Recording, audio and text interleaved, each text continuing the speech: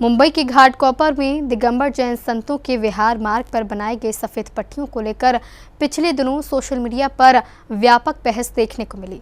जैन समाज के अनुसार भीषण गर्मी में नंगे पांव विहार करने वाले संतों की सुविधा और सेवा भाव से यह व्यवस्था की गई थी, लेकिन इस विषय को लेकर विभिन्न प्रकार की प्रतिक्रियाएं सामने आईं।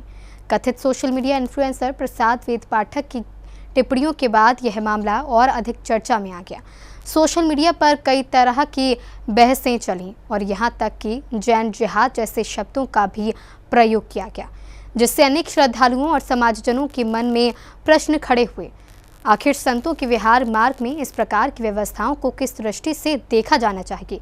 क्या श्रद्धा और सेवा भाव से की गई व्यवस्था को विवाद का विषय बनाना उचित है? और ऐसे मामलों में जैन समाज का दृष्टिकोण क्या होना चाहिए? इन्हीं प्रश्नों को लेकर एक भक्त ने गुणायतन परिसर में विराजमान मुनिश्री प्रमाण सागर जी महाराज के समक्ष अपनी शंका रखी। इस पर मुनिश्री ने जो समाधान दिया, उसने पूरे विषय को एक नई दृष्टि से समझाने का प्रयास किया। देखो भाई, तुम्हारे मुख से जैन जिहाद शब्द सुन करके मैं हैरान हूँ। जैन धर्म कभी जिहाद की तो बात ही नहीं करता। जैन धर्म हमेशा श्रद्धा और समर्पण की बात करता है। जिहाद जैन धर्म की मूलभूत संस्कृति के अनुकूल तो कतई है ही नहीं।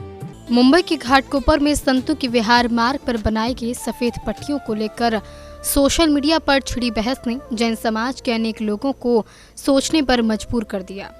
संतों के सेवा और श्रद्धा भाव से जुड़ी इस व्यवस्था पर की गई टिप्पणियों और जैन जिहाद जैसे शब्दों के प्रयोग ने कई श्रद्धालुओं के मन में पीड़ा और जिज्ञासा दोनों पैदा कर दी। इन्हीं चर्चाओं को देख रहे एक जैन समाज से जुड़े सोशल मीडिया इन्फ्लुएंसर, जो स्वयं भी लंबे समय से जैन धर्म के प्रचार प्रसार में सक्रिय हैं, इस पूरे घटनाक्रम से व्यथित हुए। उनके मन में यह प्रश्न उठा कि ऐसी परिस्थितियों में जैन समाज को क्या दृष्टिकोण अपनाना चाहिए और इस प्रकार की टिप्पणियों को किस भाव से देखा जाना चाहिए।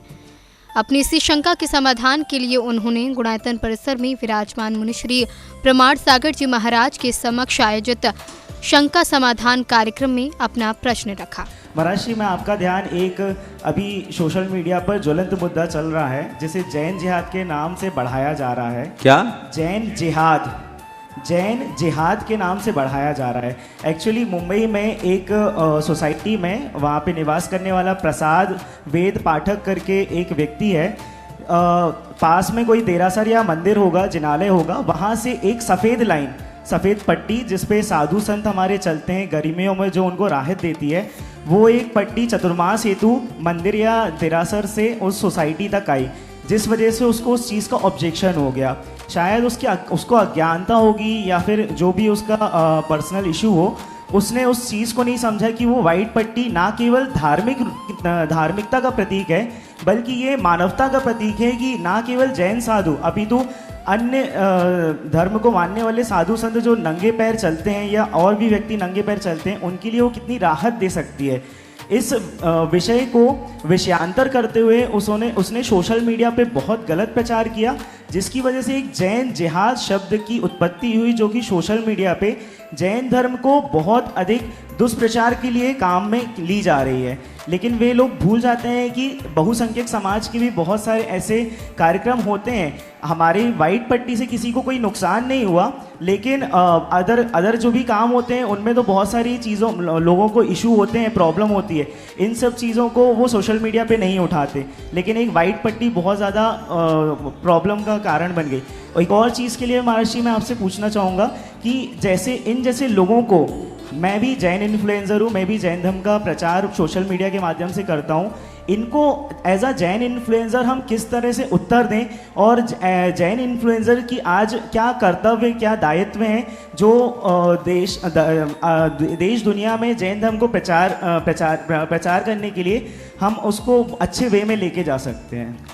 भक्तों की शंका सुनने के बाद मुनिश्री प्रमाण सागर जी महाराज ने सबसे पहले जैन जिहाद जैसे शब्दों के प्रयोग पर आश्चर्य व्यक्त किया। उन्होंने कहा कि जैन धर्म और जिहाद जैसे शब्दों का कोई संबंध नहीं है। ऐसे शब्दों का प्रयोग अज्ञानता या किसी विशेष मानसिकता का परिणाम हो सकता है। उन्होंने कहा कि किसी भी धर्म या परंपरा को समझने से पहले उनके वास्तविक स्वरूप को जानना आवश्यक है। उनको इस चीज को लेकर समझना चाहिए और उनको इस चीज को लेकर समझाना चाहिए। देखो भाई, तुम्हारे मुख से जैन जिहाद शब्द सुन करके मैं हैरान हूँ। जैन धर्म कभी जिहाद की तो बात ही नहीं करता। जैन धर्म हमेशा श्रद्धा और समर्पण की बात करता है। जिहाद जैन धर्म की मूलभूत संस्कृति के अनुकूल तो कतई है ही नहीं। जो घटनाक्रम आपने बताया, उस घटनाक्रम के अनुसार मुझे लगता है कि ये किसी की पूर्वाग्रह से ग्रसित मानसिकता का कुपरिणाम। हमें ऐसे लोगों को ठीक तरीके से समझाना चाहिए। आगे मुनिवर ने कहा कि यह बड़े ही दुर्भाग्य की बात है कि आज सोशल मीडिया का उपयोग कई बार तथ्यों को समझने के बजाय भ्रम और विवाद पैदा करने के लिए किया जा रहा है। उन्होंने कहा कि किसी भी धर्म और उनकी परंपराओं को जाने बिना उस पर टिप्पणी करना उचित नहीं है। मुनिश्री ने कहा कि क्या किसी ने पहले कभी जैन जिहाद जैसे शब्द सुने हैं? जैन धर्म तो जीव मात्र के कल्याण, करुणा और शांतिपूर्ण सह अस्तित्व की बात करता है। इसलिए जैन समाज को ऐसे शब्दों और भ्रामक प्रचार से सावधान रहकर सत्य को समझने का प्रयास करना। दुर्भाग्य है कि आज के समय में सोशल मीडिया में कोई भी व्यक्ति किसी भी तरह की बात को प्रचारित करके कोई भी मूवमेंट खड़ा कर देता है। आज आप देख सकते बड़े बड़े राजनीतिक दल अब राजनीतिक संगठन का रूप ले रहे हैं केवल सोशल मीडिया के माध्यम से। अगर कोई रचनात्मक कार्य में इस तरह के प्रयास किए जाए तो सराहनीय है, लेकिन कोई व्यक्ति अपनी आधी अधूरी जानकारी या खुद की निहित स्वार्थों से प्रेरित या पूर्वाग्रहों से प्रेरित होकर इस तरह की कोई निष्पत्तियां समाज पर थोपता है तो समाज को पूर्वापर विचार करना चाहिए। जो जैन जिहाद शब्द का उन्होंने प्रयोग किया, थोड़ा ये उदाहरण तो दर्शाया जाए कि जैनियों ने इस तरह का कोई उपक्रम किया है क्या? जैनियों ने सदैव जन कल्याण की बात की है। संप्रदायवाद का विस्तार कभी जैनियों के स्वभाव में नहीं रहा है। ये तो जैन धर्म का इतिहास बताता है। जैनों ने न कभी भाषा की लड़ाई लड़ी, न प्रांत की लड़ाई लड़ी, न पंथ की लड़ाई लड़ी।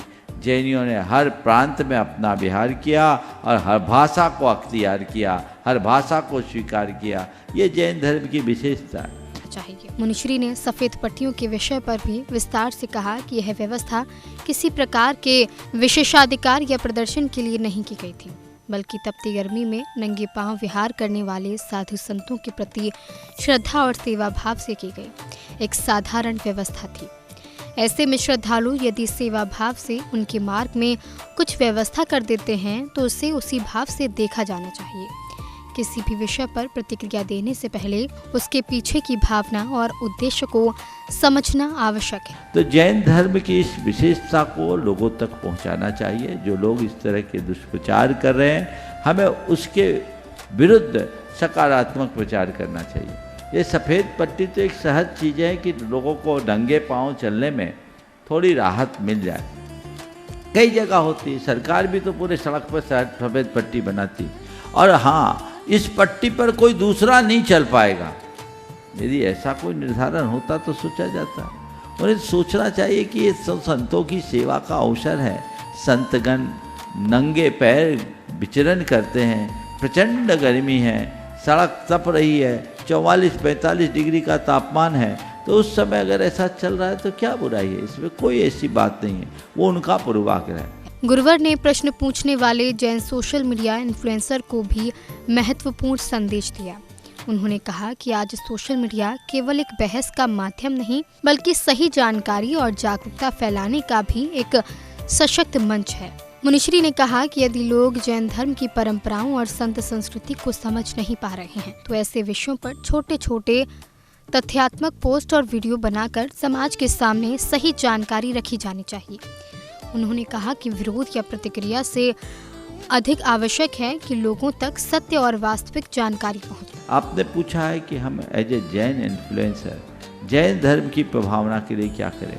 मैं ये कहूँगा, जैन धर्म की रचनात्मक बातों को, सकारात्मक बातों को जन जन तक पहुँचाइए। छोटे छोटे पोस्ट बनाएं तथ्यात्मक तरीके से, जिससे लोग जैन धर्म के मर्म को जान सके। हमें दो स्तर पर काम करना चाहिए। एक, जैन धर्म में जो जीवन मूल्यों की बात की गई है उसके प्रचार प्रसार की, और दूसरा जैनों के द्वारा किए जाने वाले जन कल्याणकारी उपक्रमों के प्रचार प्रसार की। यदि हम जैन तत्व दर्शन को जीवन मूल्यों के साथ जोड़कर प्रचारित करने लगे और जैनियों के द्वारा किए गए जनहित के कार्यों को ठीक तरीके से प्रचारित करना शुरू कर दिया तो तय मान करके चलना ये सारे कार्यक्रम बहुत अच्छे होंगे। ठीक है ना जी। शंका समाधान के अंत में सोशल मीडिया इन्फ्लुएंसर ने भी अपनी भावना व्यक्त की। उन्होंने कहा कि इस पूरे विषय को लेकर समाज में जो चर्चा हुई उसके बाद उनके मन में एक सकारात्मक विचार आया। उन्होंने कहा कि सफेद पट्टियों को केवल जैन संतों या किसी एक समुदाय के नजरिए से देखने के बजाय इसे सेवा और संवेदनशीलता के दृष्टिकोण से देखा जाना चाहिए। जी, ये वाइट पट्टी जो है, जो मुंबई में तो एक प्रॉब्लम का कारण, मतलब बहुत सारा राजनीतिक उसमें हलचल मच गई। मैं चाहता हूँ कि इस स्टेज के माध्यम से, मंच के माध्यम से सरकार को आह्वान करना चाहता हूँ कि ऐसी वाइट पट्टी हर हाईवे पे बनाई जाए, क्योंकि ना केवल जैन साधु बल्कि अभी सावन आ जाएगा तो कावड़िया भी नंगे पांव जाएंगे और बहुत सारी धार्मिक यात्राएं निकलती जिसमें लोग नंगे पांव जाते हैं। महाराष्ट्र में जो पांडुरण वाली जो यात्रा निकलती है उसमें बहुत सारे लोग नंगे पांव जाते हैं। अगर ऐसी वाइट पट्टी चौड़ी हर रास्ते पे बनाई जाए तो मानवता के लिए एक बहुत अच्छा उदाहरण पेश हो सकती है। बहुत अच्छा प्रस्ताव। सोशल मीडिया की बहसें समय के साथ शांत हो जाती हैं, लेकिन उनसे मिलने वाले संदेश लंबे समय तक याद रहते हैं। घाटकोपर की सफेद पट्टियों को लेकर उठे इस पूरे विवाद के बीच मुनि श्री प्रमाण सागर जी महाराज का संदेश यही रहा कि किसी भी परंपरा को देखने से पहले उसके पीछे की भावना को समझना आवश्यक है। शायद समाज को आज बहस से ज्यादा संवाद की जरूरत है और विरोध से ज्यादा समझ की, क्योंकि जब दृष्टि बदलती है तो विवाद नहीं, सेवा दिखाई देती है। जैन फोकस के लिए गुणायतन मंदिर, मधुबन से ब्यूरो रिपोर्ट।